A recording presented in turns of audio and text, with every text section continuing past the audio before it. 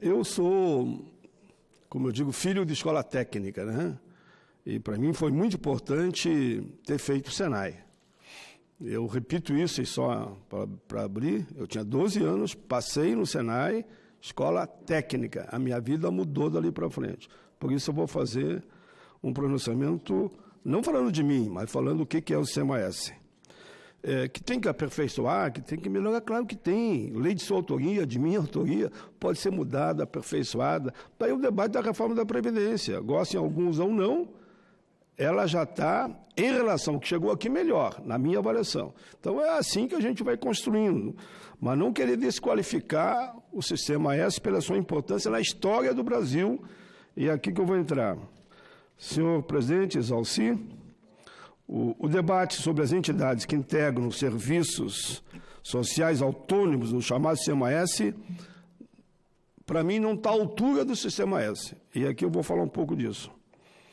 Por exemplo, há um conjunto de quase que denúncias, onde só são destacados alguns aspectos que nem de longe traduzem a realidade dessas organizações, que têm um rol de excelência e de quase 80 anos de bons serviços prestados ao desenvolvimento econômico, industrial, social no nosso país. Os serviços sociais autônomos nasceram com a criação do Senai, 1942, quando os empresários propuseram um modelo de autotributação para resolver um entrave para o desenvolvimento industrial brasileiro. À época, não havia condições formativas para impulsionar a estrutura industrial no nosso país. E a construção do Senai foi decisiva, escola que eu estudei, com muito orgulho. Há vários educadores e economistas que afirmam que o Brasil não teria feito a revolução industrial que fez na segunda metade do século XX sem o Senai. O Senai formou nesses quase 80 anos mais de 78 milhões de brasileiros.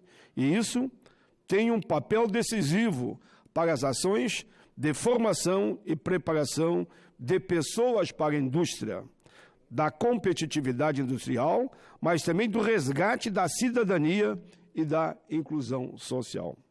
É importante destacar que no momento que o Brasil atinge níveis dramáticos de violência, é necessário uma abordagem diferente, um fortalecimento da agenda de segurança pública com mais inteligência, com políticas voltadas para o emprego, para a formação, renda e cidadania.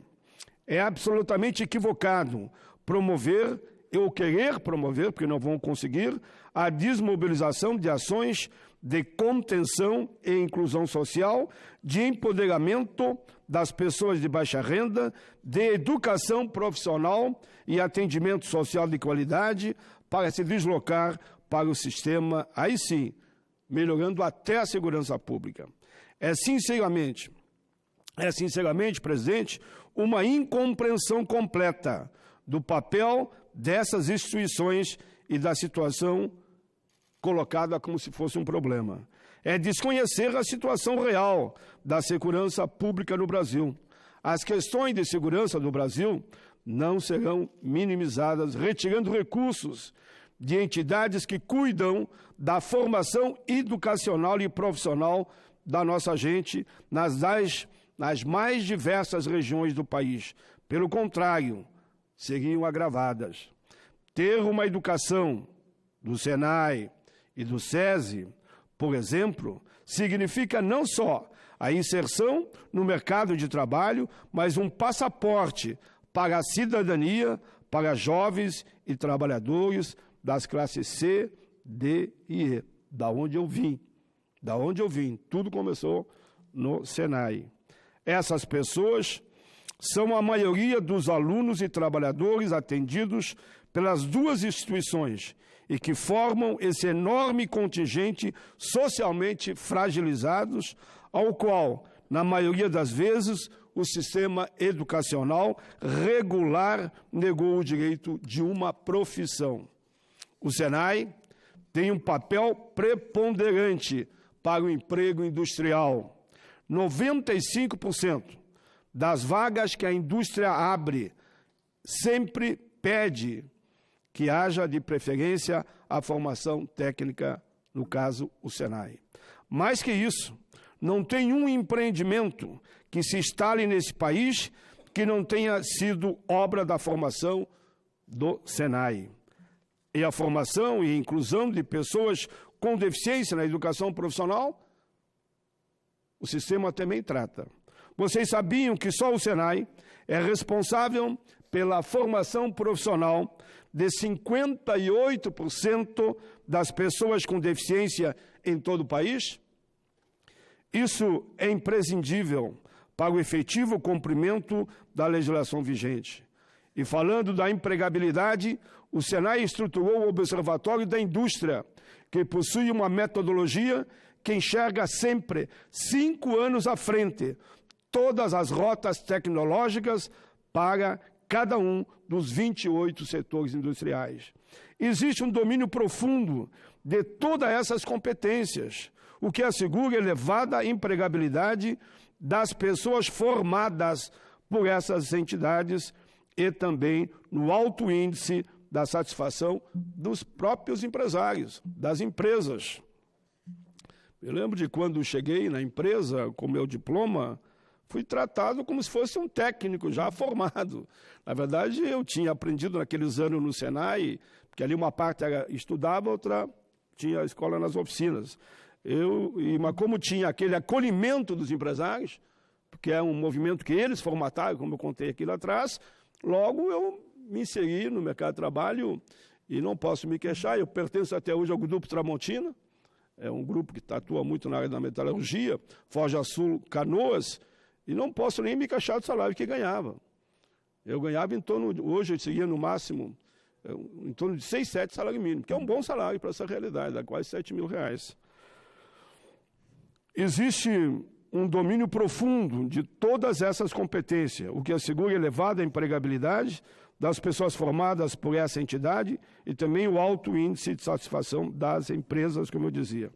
Essa atuação no mundo da educação profissional chama-se de pontaria, a capacidade efetiva de atender em tempo real na localidade que a indústria precisa e a formação necessária para assegurar competitividade para a indústria.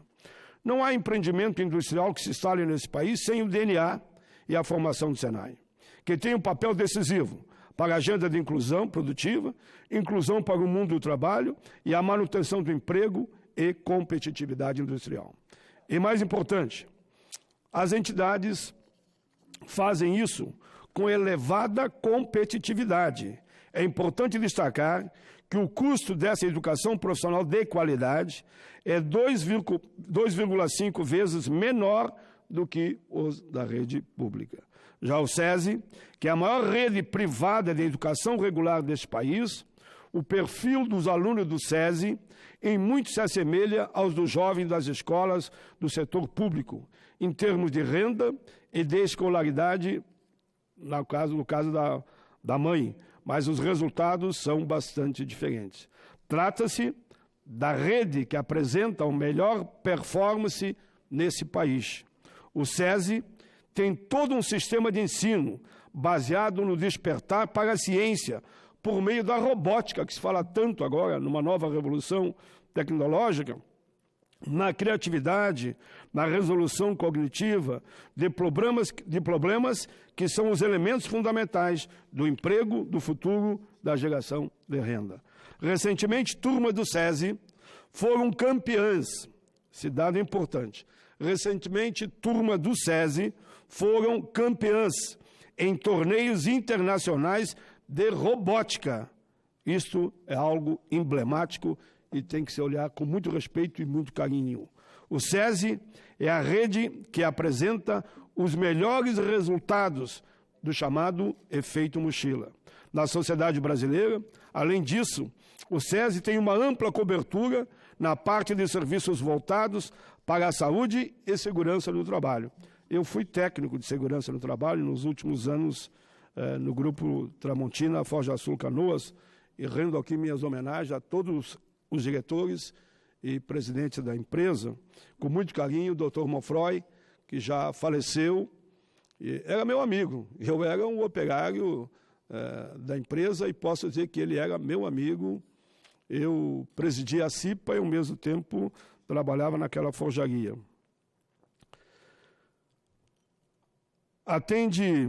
Falando do SESI, atende a 3,5 milhões de trabalhadores que estão fora da rede pública, que estão sendo atendidos pelo SESI, assegurando um serviço assistencial de cobertura, inclusive de saúde, nesse país. A área de tecnologia e inovação, o SENAI é a maior rede metrológica desse país.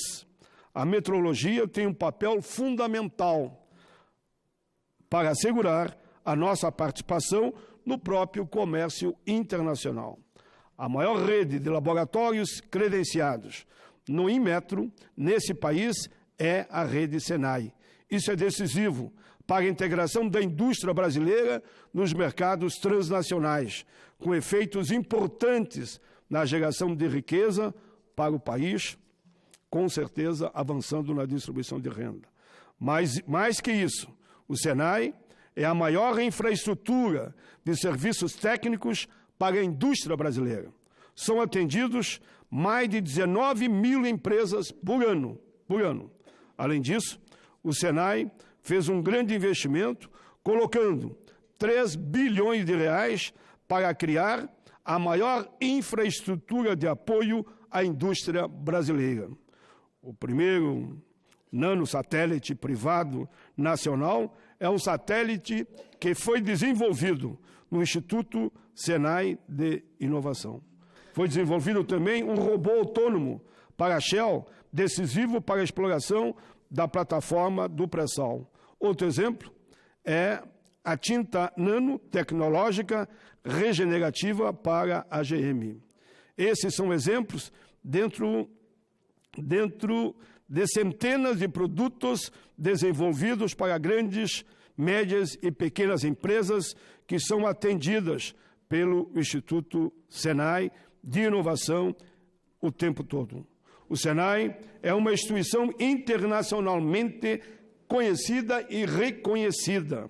É reconhecida pela Organização Internacional do Trabalho, a OIT, que muitas vezes eu me refiro aqui, que é uma referência para todos nós, pela excelência de atuação e, recentemente, reconhecida no Fórum de Davos como uma instituição de excelência internacional para o atendimento em educação profissional.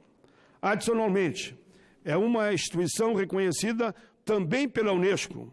É parceiro de longa data do MIT, que prepara os próximos anos e está trazendo uma metodologia de requalificação de engenheiros para a formação de engenheiros 4.0, ampliando o escopo dessa formação para todo o chão de fábrica, onde eu fiquei muitos e muitos anos. Engenheiros tecnológicos, técnicos e qualificação técnica. Isso vai ter um papel decisivo para a requalificação de trabalhadores para a nova indústria que aí se apresenta e todos nós sabemos o avanço da tecnologia. O SESI e o SENAI, senhor presidente, Isalci, têm um papel decisivo para o futuro do país. Fazem parte de um Brasil que funciona e dará resultados exatamente na inclusão social de pessoas de baixa renda, na requalificação de trabalhadores para o emprego do futuro, na inovação tecnológica e no aumento da produtividade das empresas, consequentemente, no mundo industrial. Senhor presidente, no estado do Rio Grande do Sul, eu me formei no SENAI de Caxias do Sul. Escola, me lembro, não está aqui, me lembro, porque aqui é um discurso global, Nilo Peçanha. O professor Joel foi o meu último diretor no período que eu estava lá. E ele era professor de educação física. Mas a partir do momento que ele mostrou liderança, competência, qualidade, ele foi diretor. O professor Joel, grande lembrança, que infelizmente já faleceu. No estado do Rio Grande do Sul, o SENAI ofertou 90.600 matrículas aos trabalhadores diretamente empregados nas indústrias do Estado, nas suas 61 unidades em operação em 2018. Em 2018, quase 100 mil matrículas. Em 2018, o SENAI atendeu a 2.612 empresas em serviço de inovação, tecnologia. No estado do Rio Grande do Sul, meu estado, foram 13.067 serviços realizados. Já o SESI beneficiou 210.810 pessoas com serviços de saúde e segurança, considerando aqui serviços de atenção médica, odontológica e ocupacional. Isso aqui vale repetir, senhor presidente. Já o SESI beneficiou 210.810 pessoas com serviços de saúde e segurança, considerando aqui serviços inclusive de atenção médica, odontologia e ocupacional. Foram realizados 189.232 consultas. Além disso, foram aplicados mais de 150 mil vacinas e realizados 227.163 exames complementares. No Rio Grande do Sul, o SESI atendeu a mais de 95 mil jovens matriculados em suas escolas de educação básica e continuada. Finalizo, senhor presidente, esse meu pronunciamento, convidando a todos para uma reflexão importante. Precisamos fazer uma análise sobre o impacto que as propostas que hoje tramitam no Congresso teriam para os trabalhadores, para a cidadania, para as empresas que se beneficiam dos serviços ofertados pelo Sistema S. O que vai acontecer com os trabalhadores que dependem dos serviços de saúde oferecidos pelas entidades como o SESC, por exemplo? Falei pouco do SESC e conheço o trabalho do SESC em todo o Brasil, grande SESC, e o SESI e o SENAI em todos os estados da federação. Se o SESI beneficia mais de 3,5 milhões de pessoas por ano com o serviço de saúde e segurança, além disso aplica cerca de 1 milhão de vacinas, quem atenderia essas pessoas? O governo está preparado para isso? Quando os governos terão que dispensar a mais para lidar com esse acréscimo de demanda, só temos aqui citando a saúde. E quando aos serviços de educação básica e de educação profissionalizante, realizado por essas entidades e pelos serviços nacionais de aprendizagem, como fica se nós enfraquecermos o Sistema S? Em um país ainda injusto socialmente, como o nosso, a educação profissional é uma das poucas perspectivas de ascensão social para todo o nosso povo, enfim, aqui no nosso país. Quantas escolas e cursos técnicos serão fechados se forem comprometidos recursos dessas instituições? Os senhores, fecho aqui o documento, já calcularam quantas crianças e adolescentes serão impactados? Quantas crianças e adolescentes poderão ser cooptados pelo tráfico por falta de educação, de formação, de oportunidade de um emprego? Vocês imaginam o que representa para uma mãe saber que seu filho está matriculado em um curso profissionalizante oferecido por essas entidades? Eu faço ponto de interrogação, está nas últimas linhas, para dizer, eu vendia fruta na Feira Livre, Porto Alegre, 12, me lembro, meu pai falecido chegou de Renato, morávamos em Caxias, 10 irmãos, você vai poder voltar para casa, porque você passou no Senai. E a vinícola Rio Grandense me pagava o correspondente, na época, a um salário mínimo, que é uma bolsa. Cada 100 estudantes, as empresas adotavam, como se fosse um padrinho, na época usava esse termo, adotavam e recebiam um salário.